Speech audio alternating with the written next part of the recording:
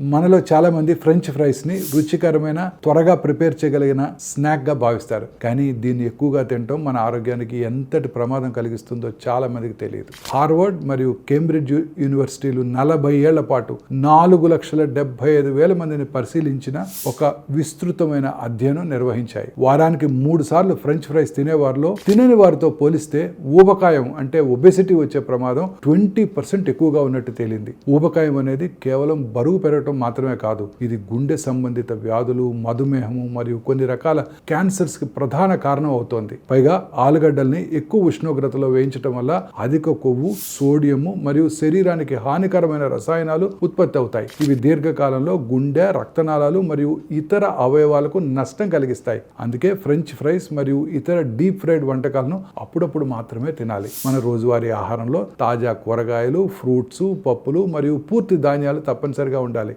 ఇప్పుడే ఆహారపు అలవాట్లో జాగ్రత్తలు తీసుకున్నట్టయితే భవిష్యత్తులో గుండె జబ్బులు, షుగరు, క్యాన్సర్ వంటి తీవ్రమైన సమస్యల నుండి దూరంగా ఉండగలుగుతాం. జాగ్రత్తగా తినండి, ఆరోగ్యంగా ఉండండి.